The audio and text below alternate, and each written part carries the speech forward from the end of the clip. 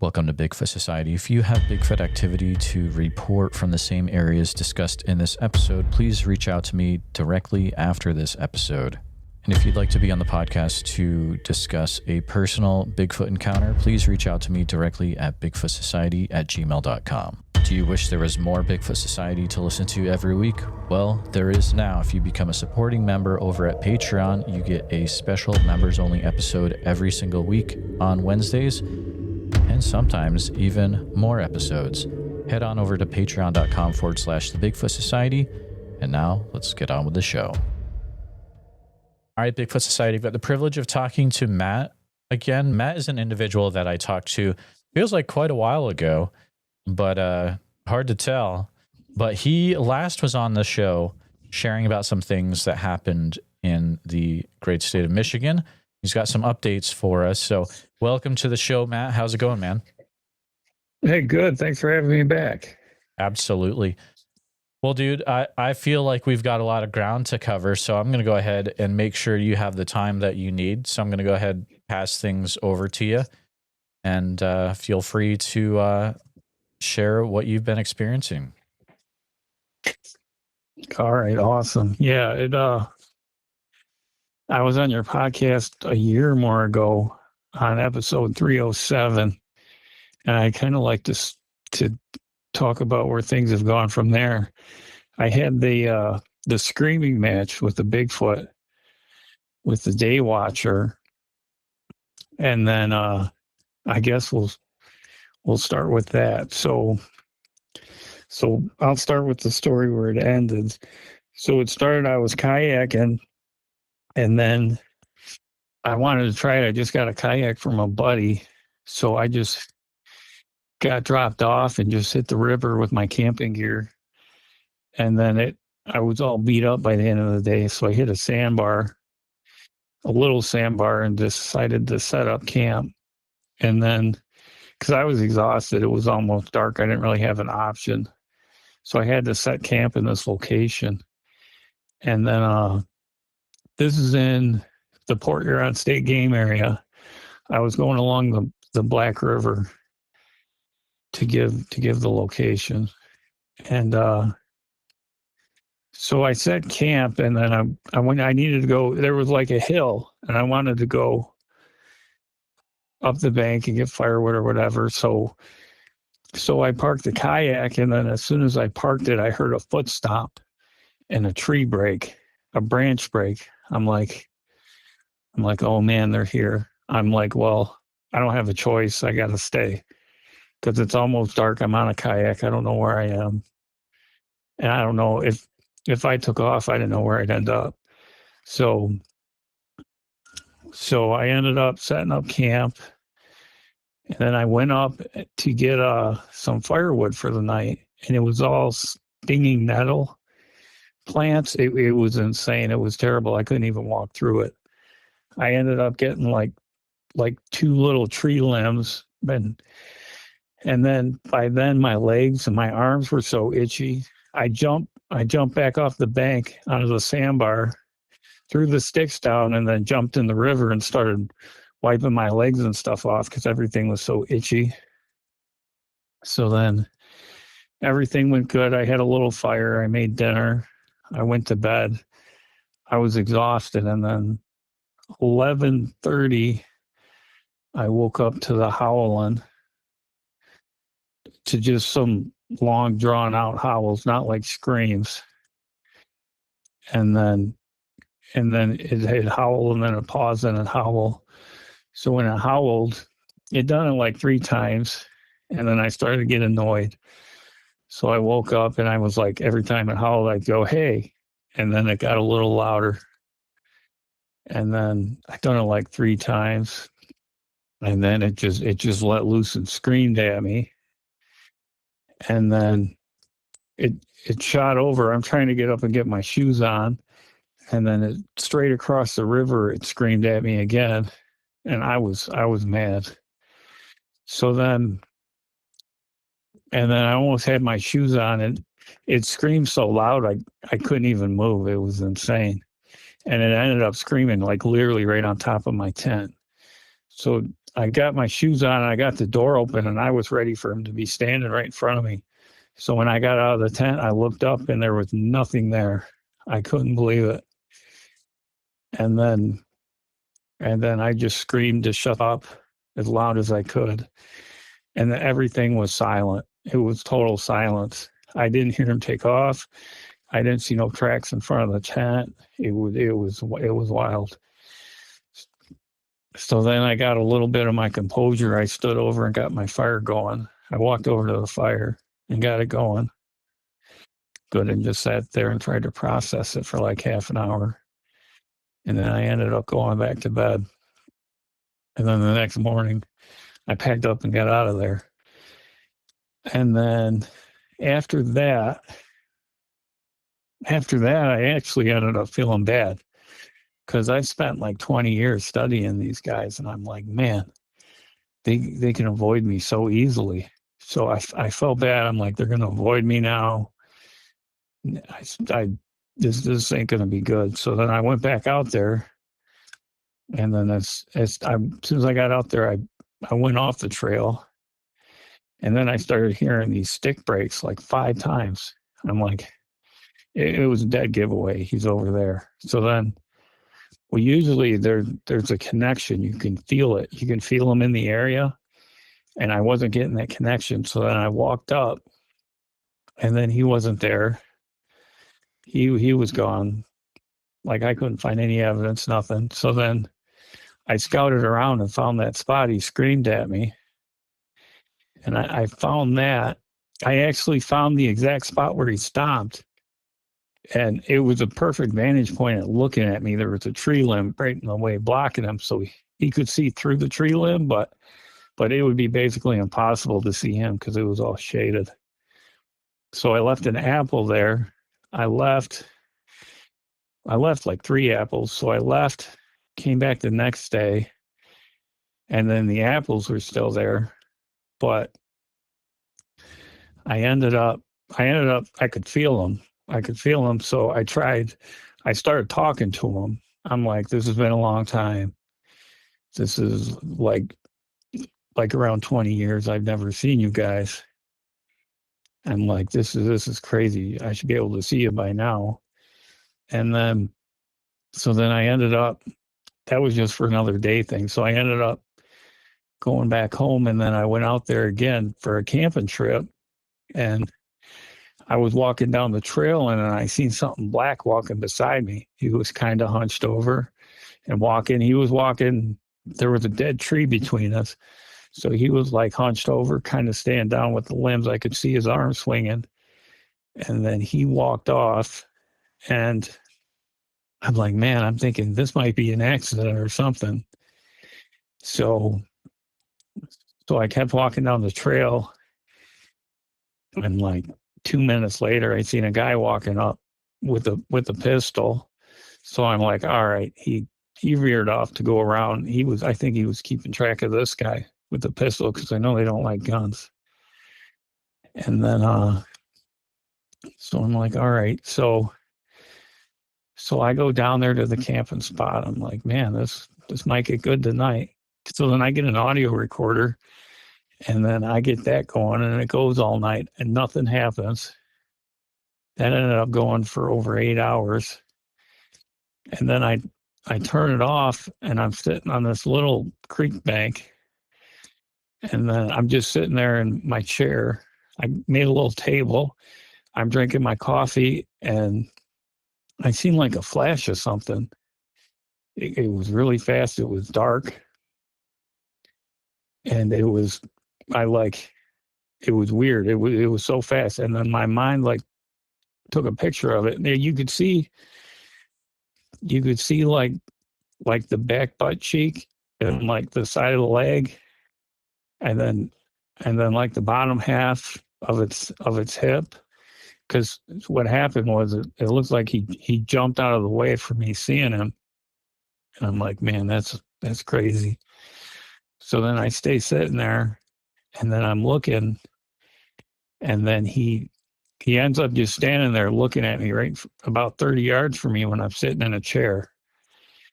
And he's all black. His face It's like a smooth gray color, and he was probably around 10 foot tall, and he had a real pronounced brow ridge where like everything where his eyes were, it was just totally dark, like you couldn't see no white or anything. And then we made eye contact for probably 2 minutes. And then I started looking away and looking back, and he stayed there. He stayed there for about 3 to 5 minutes, just looking at me. And then he eventually left. And then I had to go. So I started packing up my stuff. And then, yeah, I could definitely feel his presence. I think he was watching me um, pack up my stuff. I think they're really interested with the tents. I think the material or something. I don't know what it is. But yeah, that was really cool. That was freaking awesome. And then after that, well, let me read my notes right here. And then I've been talking to Tasha. I talked to her a couple times. I remember her on her podcast. She's very interesting. We had a lot of good conversations about stuff. And then I had the Brian Sawyer from Bigfoots of Michigan get a hold of me because he heard my episode on your podcast. So then I ended up going out there with him, and then it was awesome. As soon as we got there, we were setting camp up. He forgot something in his car. So then I walked over. I had to pee. I was going to pee off the bank because we were right beside the river, and then there was a bank, and we were camping on top of it. And when I went over to pee, there were tracks everywhere. It was awesome.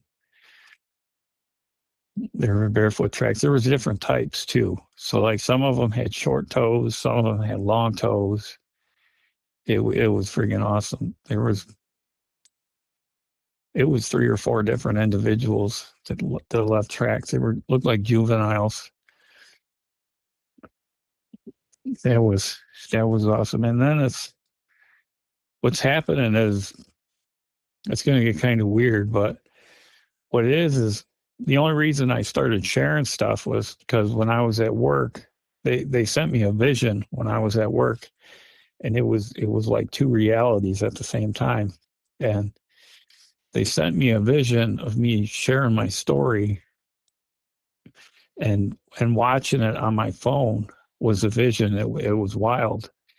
And that's really the only reason I started sharing to begin with, was that's pretty much what they wanted, because I spent a lot of time gifting them and stuff, and they don't really want it. They don't need gifts. So I'm like, what do you guys want? And then they ended up sending me the visions and stuff. And then they wanted to meet Brian. So that's the only reason I took him out there too, because they're real picky about who goes out there, and they'll start smashing trees over and doing crazy stuff if you make them mad. So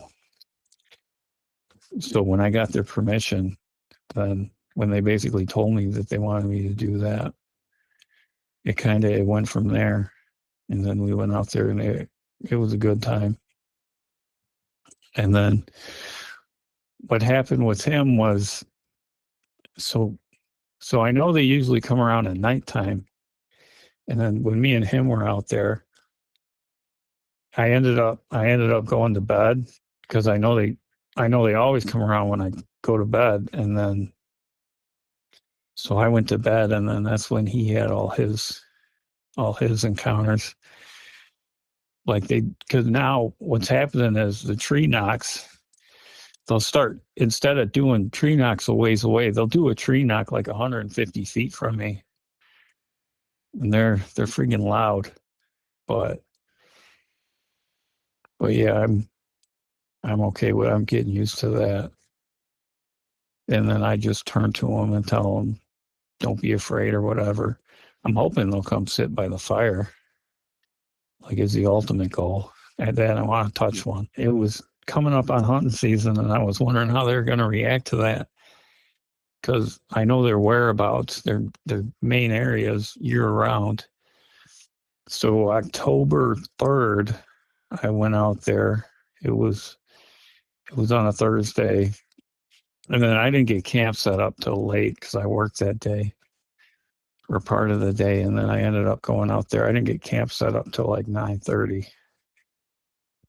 And this got kind of wild. So 9:30, and then it was weird. And then it was like a mile and a half in. I was by myself. I had a bow and bear spray. And then I got all my firewood and stuff, and I was sitting by the fire. And man, it was like the woods came alive that night.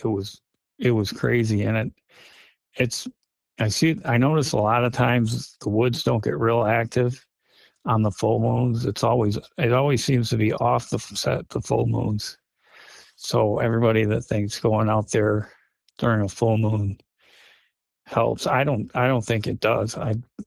I've never had anything real crazy happen during the full moons. I think they like move. I think the darker the better for them. But anyways, I was out there. So 9:30, 10 o'clock, I sat down, and then the woods just like came alive. And it happens once in a while. And so the raccoons, they started fighting. They were fighting by my tent. And then the coyotes were howling, the owls, the Canadian geese were going. And then I started hearing the Bigfoot howls. Like, I think it was the Sierra sounds or something, where they're long drawn out calls where they're like yelling. And then there was like 3 different ones. And then yeah, it was crazy. I'm like, man, that's cool. And then the next one I heard was like from the same spot, was like a dog howl, a loud kind of deep dog howl. You knew it wasn't a dog, like a regular dog or a wolf or something. And then I was like, holy crap, this is crazy. So what I did, I let out a whoop, and then I walked over and did a loud tree knock. And then I sat down, and it got quiet.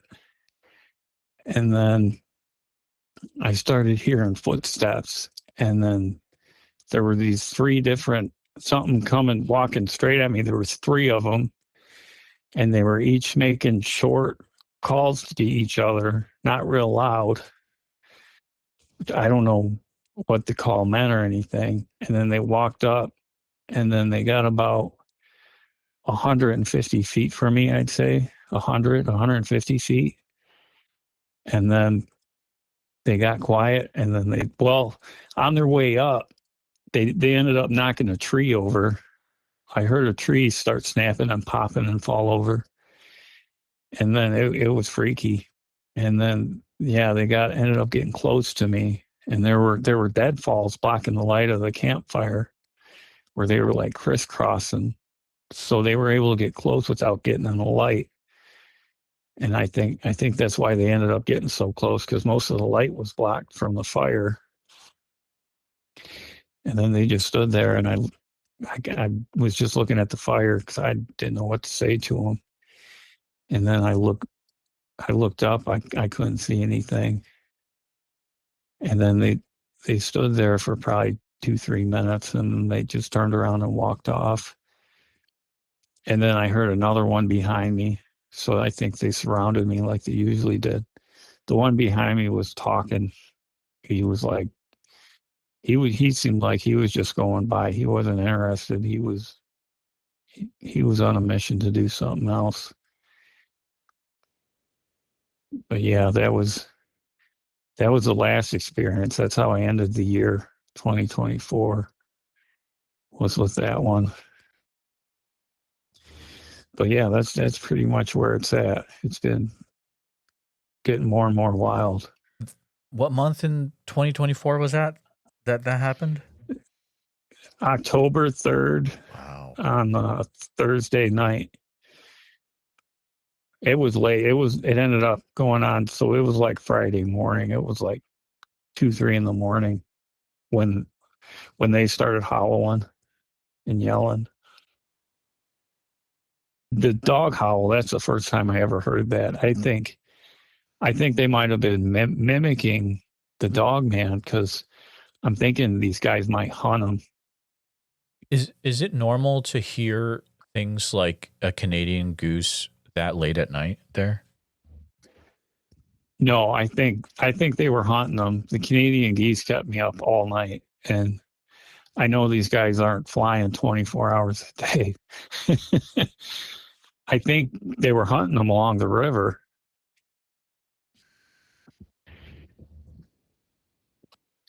I was Yeah, also because wondering if it's a thing where maybe it was there's some mimicking going on, but from what you heard, did it sound like it was a legitimate Canadian goose?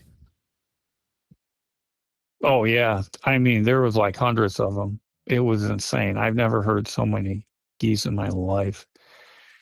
Because after all that stuff happened, the geese were just going nuts. I think they were hunting the geese all night. I mean, it makes sense if you have a impromptu huge food source out of nowhere because they're probably just flying through, right? Yeah, and they're bedding in the river and stuff in these little pockets. I think they ambush them. Yeah, they got to be because I know they're seasonal hunters. Because I know in the fishing spots they come in. They come in when certain times of year when the fish come in the shallows looking for food. They'll wait on the side of the river and grab the fish.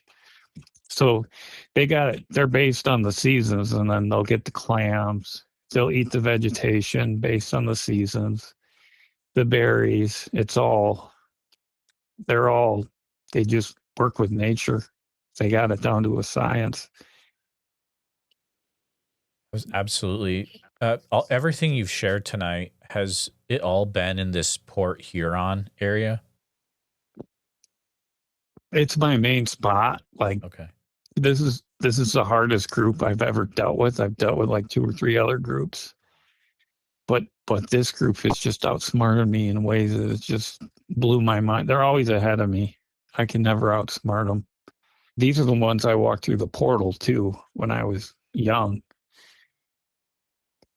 Like this is when everything started. And I think that the one I seen that looked like an Indian, I think he was the one. He was the one that touched my tent when he was young.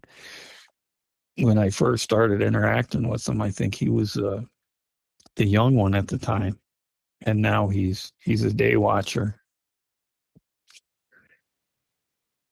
But yeah, if you got any questions, go ahead. Absolutely. Have you heard of other people experiencing things similar to this in that same Port Huron area? Oh yeah, there's multiple witnesses. There's guys.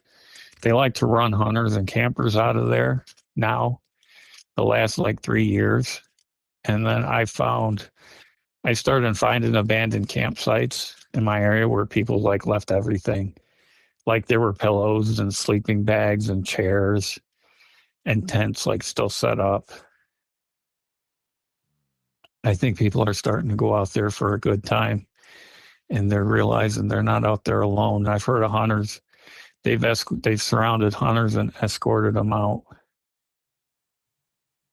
And I know a camper, they escorted him out. You know, it's interesting. I follow along with maps during interviews so I can get a better view of what's going on. It says that this particular game area on Google Maps, at least, is currently temporarily closed, which is kind of interesting. Yeah, people still go there. Okay, gotcha.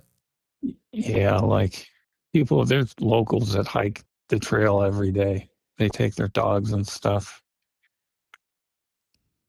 You had my last episode that one guy that lived there. He said he didn't believe they were there, but then he got surrounded by owls calls Mhm. all around him at his house. Yep. Yeah, so and I mean people are saying they're not here. My kids camp outside all summer, but they're there for sure. Like, Absolutely. yeah, they're no threat to people. They got their areas. They want to be left alone. Have you ever had any conversations with, I don't know what you would have out there? Are they, whoever's in charge of that game area? Are there forestry workers, or is it uh, DNR, or who would be working that area? I've I've seen one DNR officer in 20 years. Oh Over wow. 20 years. Yeah. I think I think they avoid their areas. I think they already know where they're at and they avoid them. And this is So about 6,000 acres. It looks like. yeah, it's big. Goodness. Yeah, it's narrow, so you can just follow the river and just keep going. But you can't really get lost because then you just walk away from the river and you'll hit a road. There'll be houses. Well, that's the thing. I mean, it would be, as long as you're okay once you get to a road. I mean, it'd be impossible to get lost in there. Yeah, yeah, that's the good part. It's good too because it kind of condenses them. Like we're not like up in Canada where there's thousands of miles. Matt, going off of how you currently feel, how would you classify uh, the kind of Bigfoot that you have in here? Do you feel like it's more of a um, like a something that's more like an ape type creature, or some sort of, you know, human type offshoot? Or do you have any thoughts about that? It looks like an evolved giant human, a naturally evolved giant human is the best way I can explain it. 'Cause it looked just like a person, only with dark nocturnal eyes. And when you say that's really interesting. I've never had. I don't think I've ever had a person say it like that before. When you say nocturnal eyes, what do you mean by that?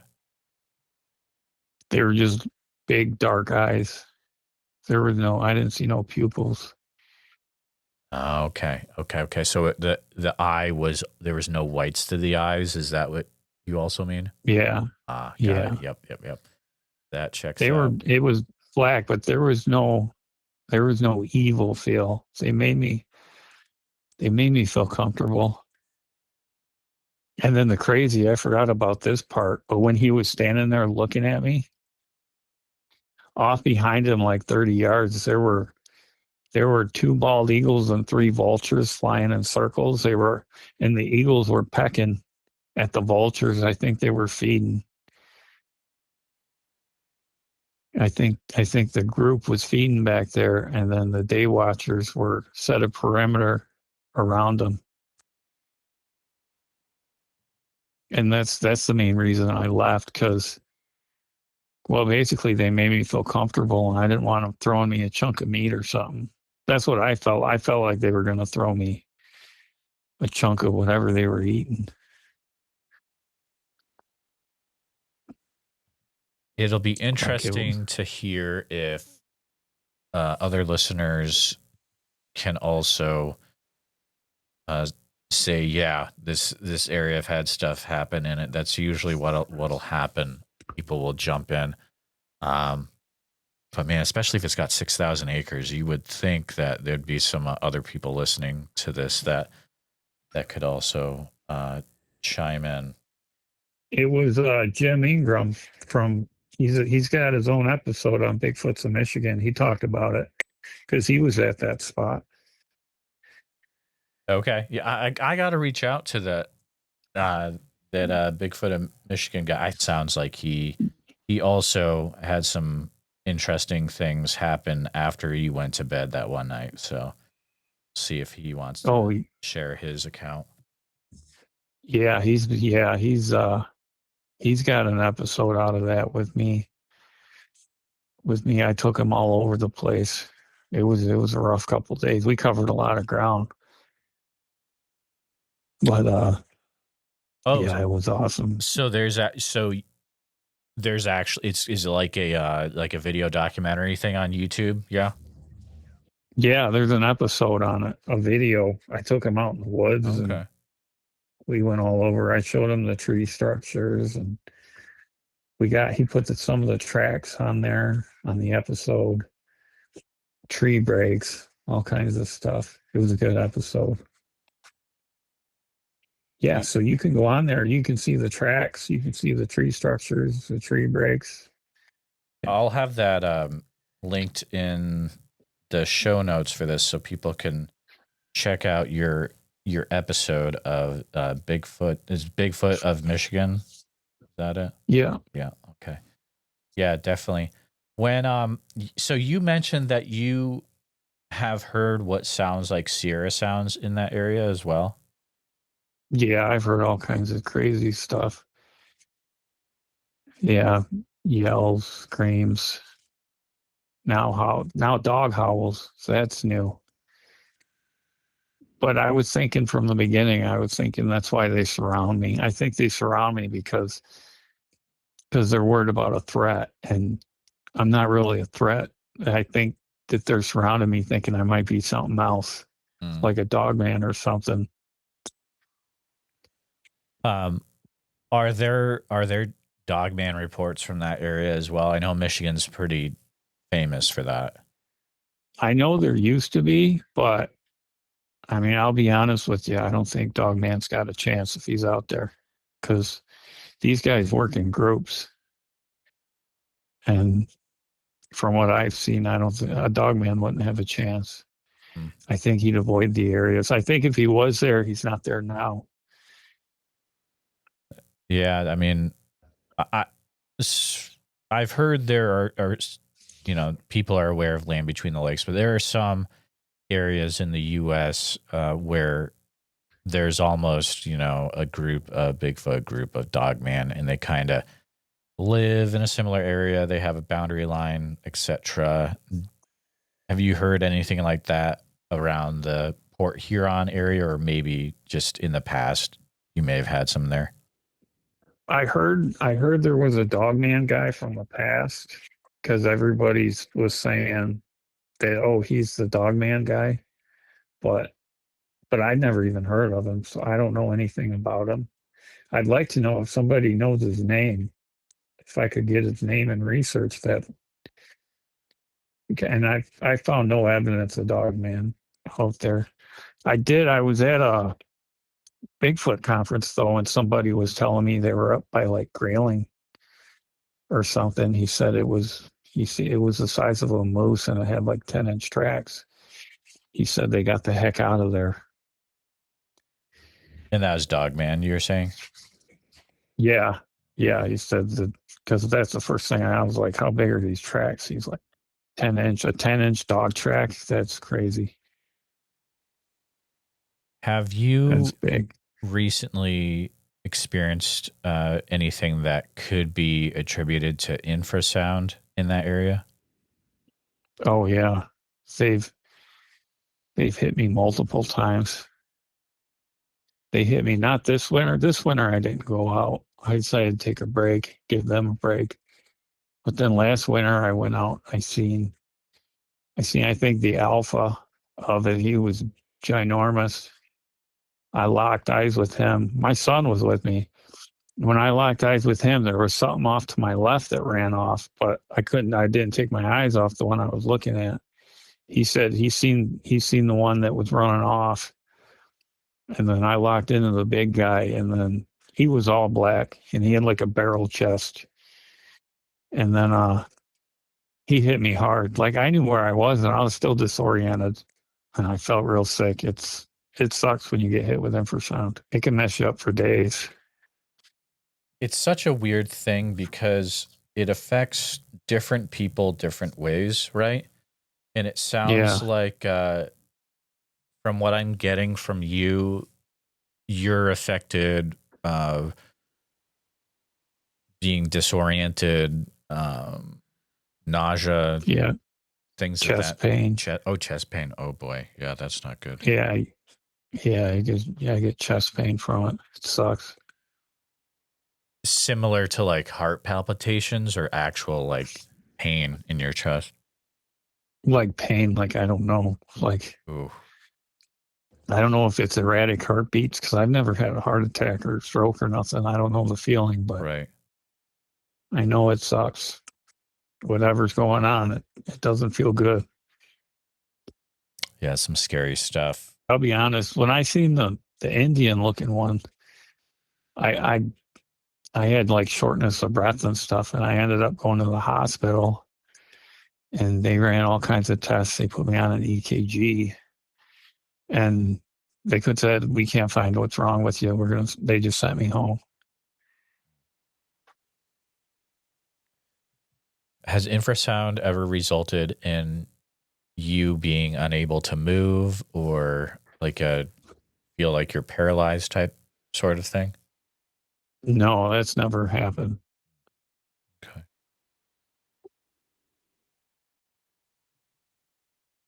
But then, like, because when I seen him though, it wasn't a negative experience. It didn't even feel like I got hit with infrasound. But like I think they're at such a higher vibration than us.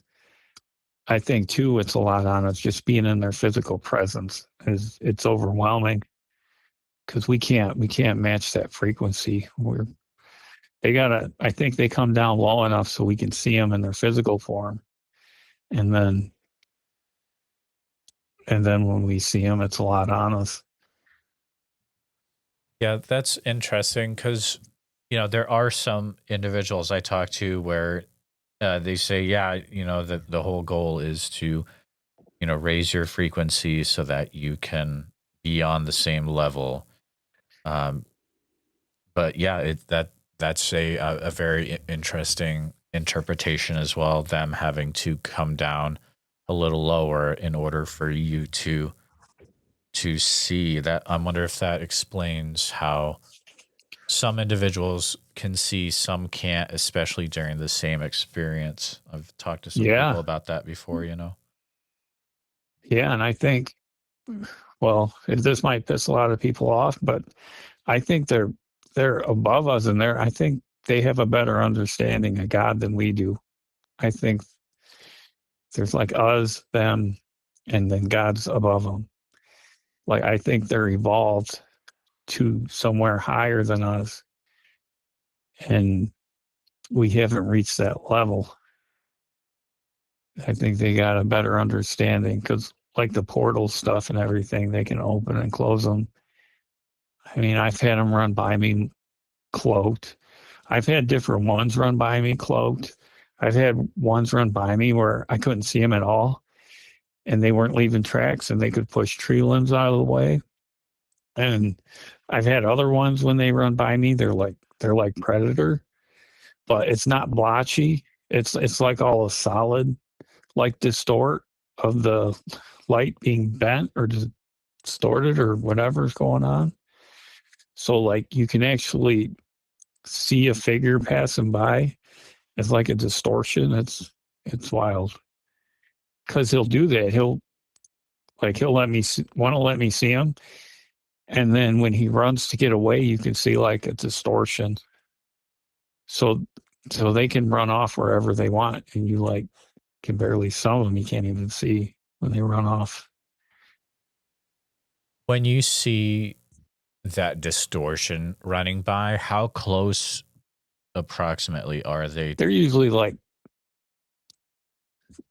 probably like 20 yards, Gotcha. but I've had them completely cloaked run by me like 3 feet. I can feel the wind from them. That's what I happened up in Newberry when I was bear hunting. He ran like right by me. I was wondering, so if they run by me again, my plan is to put my arm out, see if I can touch them if they ever get that close. Because I don't know if they're like translucent when they do that, or if they're bending light, or I don't know what's going on, or if they're in like another dimension. I don't know. It's weird stuff.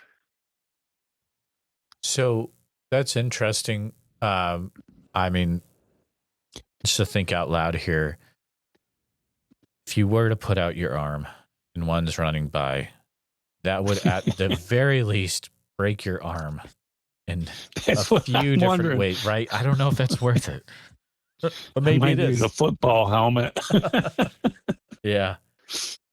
Oh, I don't know, but I mean, anything for science, I guess. But Yeah. yeah. Oh man. When you have one running that close to you, what are Yeah. the giveaways that you've got something going past you? You could feel their presence. You can feel it. Yeah, I could feel the wind, and all the tree limbs were moving above my head. And like he like had a path when he ran by, and he was pushing limbs out of the way the whole time, like 10 feet in the air. Like he was whipping them out of the way. It was nuts. They weren't small limbs because he was so tall. And then after he ran by, he stopped and he made a 90-degree turn to the left. And I could see like a shadow, dark shadow outline of him. And then he took off. When you've got something like that happening, can you actually hear the sound of movement as well? Yeah. Yeah. And you could hear like the wind, the whoosh, Right. like the wind of something going by. And then the tree limbs were whooshing and it was nuts. Noise of walking in leaves at all? Anything like that? No, there were no footprints. That was the crazy part. When he That's ran weird. by, I seen the tree limbs moving, and then right when I seen the tree limbs moving, I looked down to look for the footprints, and I couldn't see no feet hitting the ground. But then when he turned, I could see his outline. It's like it was like a shadow, and then he turned, and then he ran the other direction.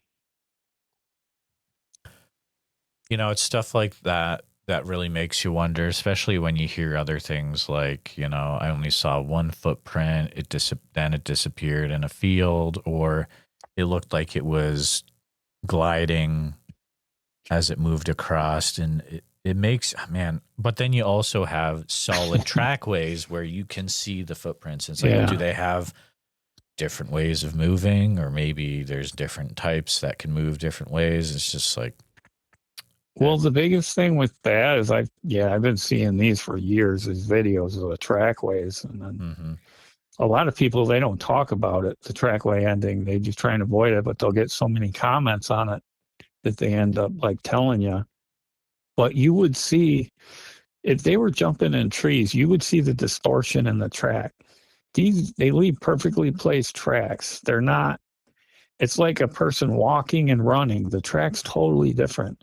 And if something 800 pounds was jumping 20 feet in the air, it would leave an impression. It wouldn't just be a generic track like it was walking forward and then it just stopped. I think people really need to take that into account. Mm-hmm. I mean, this is a hard puzzle to put together, but I think it's starting to come together more and more. The more I'm listening to podcasts, it's getting good. Like everything's starting to come out finally. Oh, dude, So, it's getting wild. I agree with you, man. yeah, guys like me can talk finally. They've been waiting for people to catch up because you couldn't tell them before. Mm-hmm. Absolutely, yeah. It is an interesting time because you have people that are willing to listen, and people that are getting, you know, the encounters out. You've got, you know, this show and just so many others um, Yeah, across all over the place, not just on YouTube, but everywhere. And it is just intense. But you'd think if we all keep talking, eventually, you know, it's gonna keep getting higher and higher up the chain, and you know, who knows what'll happen in the next few years. But Yeah, something's got to change. It's got to be normal. It's going to turn normal for people. It's got to. Like this is how everything else advanced was by more and more people talking about it. Mm-hmm. Absolutely. It's yeah, it's just waiting it out till everything comes forward. This, let's say this area of Michigan, where you have a lot of activity, and maybe not just Port Huron area, but the region. Are there a lot of missing people cases over there, or not really? I don't think there's as many. Okay. I think more out west. Mm-hmm. Like where's Davis Pilates? Like his come from big national parks, but I think there's like main parks, like Yosemite. I think's a big one. Yeah, he usually a lot of his tend to stick with the national parks, and I don't know if you saw he's got that. He's trying to raise money to fund a missing 411 national parks due to the change in filming requirements for national parks now. So that'll be crazy if he's able to raise support fully for that. Man, that would Yeah, people would come out of the woodwork after that's out there in the public. I think that would really empower a lot of people to share what they've experienced. So telling you, man, next few years could get pretty wild. yeah. I think a lot of it's the portals. I think people are walking through portals, and then I don't know what's open in the portals because I know there's got to be other things that can open portals. So there ain't no telling what it could be. But then Yeah. I think there's other things bringing them back. So they're finding clothes or parts or whatever. Yeah, portals is such a weird thing. We don't get into it a lot on the show, but it's still a valid topic because it's, you look at, like it was reported on Skinwalker Ranch, like way back, where they actually had a portal open up on the mesa, and they saw something that looked like a Bigfoot come out of the portal. And then, you have other reports like the Adam Davies report from Oregon, where they were seeing some kind of creatures come out of the portal multiple times all night long for multiple nights, and just how they had to pretty much keep those at bay. So yeah, something is going on. If I ever experience that, not sure how I will react to that, but I think it's a thing where these accounts keep coming up that we need to be aware of it, especially people that they report. I get this every once in a while. They report the metallic sounds out in the woods, Oh which man. don't really make sense, but usually that seems to be related, to those. So, Wow. Yeah, I remember I walked through one the one time. Yeah, it was, I think, well, I don't know where I was. That's the problem. But after I walked through and it was dark and then I hit an opening and there were orbs. I seen like 5 orbs and they were like metallic, like they were made out of mercury and they looked like short, fat worms. And I seen like 5 of them. So I think what I think's happening is when like I think it's a higher dimension, and I think Sasquatch just like stealing the hunter's deer, and then they're jumping over there, and then they're eating the deer in that higher dimension, and then they're popping back. They're coming here where things are physical, and because they're keeping them old ways, but then they can go to the higher dimensions, and then they can hang out there too. So I think in the higher dimensions, there's not as many physical beings, so they can't hunt. So then they come here. sure. Matt, do you have any advice for individuals that might be interested to go out to an area and to see if they can have interaction or some kind of experience. Yeah, I think they need to. Sasquatch have their own rules, and the biggest thing is nobody follows them. Well, because we know what they don't like. They don't like technology. They don't want to be on camera. They don't like tape recorders. I've learned that. I bought a thermal. I took that out there. The first time I pulled it out, the battery was dead. And the best thing is to just go out, enjoy nature, and sit around a campfire, away, away from, away from things that could make them nervous, away from roads and buildings and anything. Just go out in nature and relax.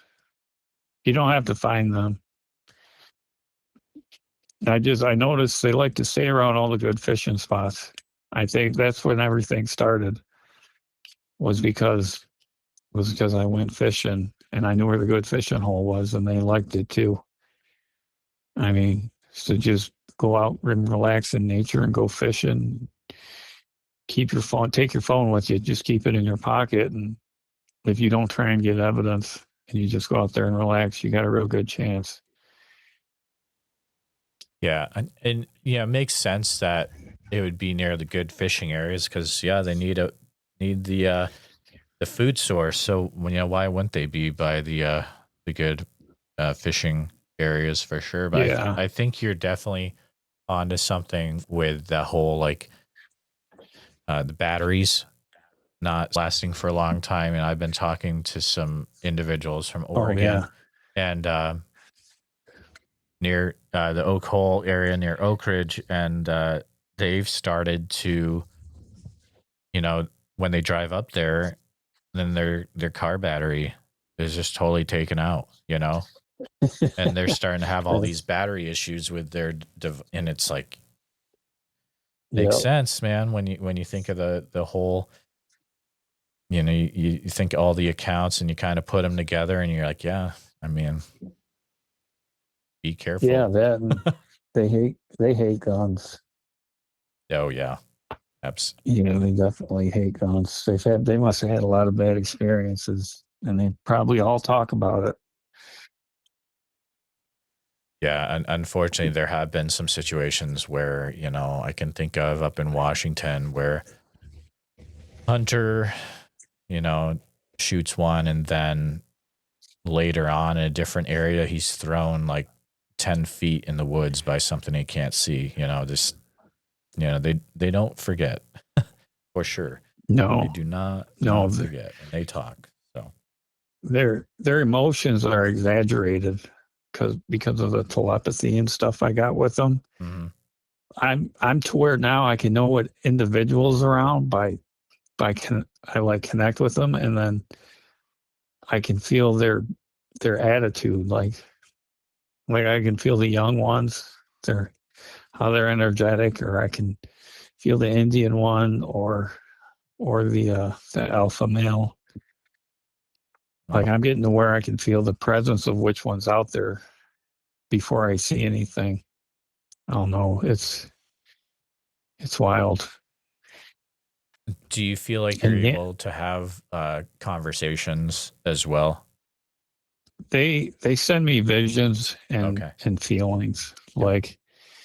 Like if they really want, like they wanted Brian to go out there, they let me know. And I asked them, like they can connect with me at home. I don't need to, or work. I don't need to actually go in the woods anymore. Right.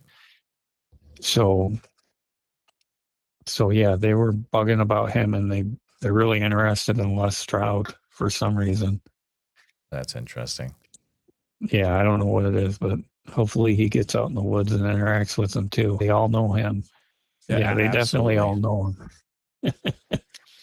Sometimes I try to look for patterns, and I don't know. I feel like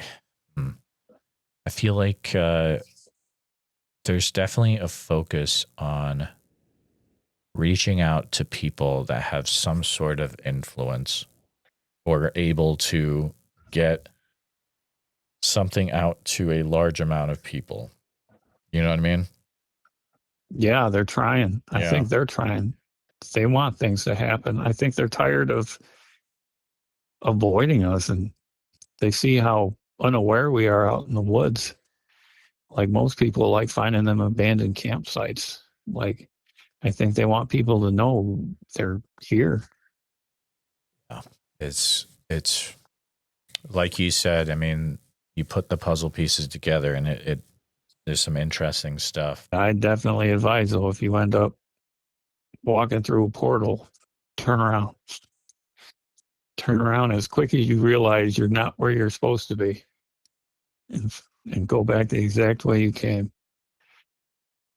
Because if they're open and they're closing. Is there a way to know that you are actively walking through one? You'll feel super odd. You'll feel like disoriented, weird is what happened. Okay. And then, yeah, if you hear the metallic sounds, that's got to be a giveaway to get out of there. I mean, you just stay where you know where you're at. I mean, I wouldn't, if I heard metallic sounds, I wouldn't go peeking in the bushes to see what's there. Yeah. Because no. I did that once. I ain't never going to do it again. I went to that spot one time for the episode. I hated it the whole time, man. I wanted out of there. And it's been 20 years. I want nothing to do with that area. Oh, for Bigfoot in Michigan? Yeah. Yeah. Wow. Oh, Matt, it has been it's been a wild update. I mean, some crazy stuff is still going on in that area. It'd be interesting now that the show has a little bit more reach to see what other people have experienced as well. But I just want to make sure that you were able to share everything that you were wanting to share today. Yeah. I mean, this is just, a lot of this is just 1 year, one season. So maybe we can get back in touch after next season. It's going to get crazy. I'd say definitely keep in touch, and if things continue to progress, I'd love to keep in touch with you. So, but man, Matt, thank you for coming back on. It was good talking to you again. It feels like it's more than a year, but thank you so much for hanging out, dude. Hey, thanks for having me. I'll keep in touch. Just want to take a few minutes to say thank you to you, all my listeners, for listening to the podcast. Please take a minute to help out the show by subscribing on YouTube, making sure you hit the bell so you don't miss any notifications, and share the episode on YouTube with a friend. Also, if you're listening to us on a podcast, thank you so much. Make sure that you're subscribed, share the show with a friend. Really, it's all about sharing the show wherever you can. If you've had a Bigfoot encounter related to the following or know someone who has, please reach out to me at bigfootsociety@gmail.com or pass on my email. Here's a list: the Subtle Lake area of Oregon, Rainbow, Oregon, McKinsey Bridge area, Sweet Home, pretty much that entire area, the north part, if you get what I mean. I'll see you back next time, listeners. Sasquatch Summerfest this year, July 11th through the 12th. It's going to be fantastic. July 11th through 12th in Green Waters Park in Oak Ridge, Oregon. And listeners, if you're going to go, you can get a 2-day ticket for the cost of one if you use the code BFS, like Bigfoot Society, but BFS, and it'll get you some off your cost. Priscilla was nice enough to provide that for my listeners. So there you go. I look forward to seeing you there. So make sure you head over to www.sasquatchsummerfest.com and pick up your tickets today.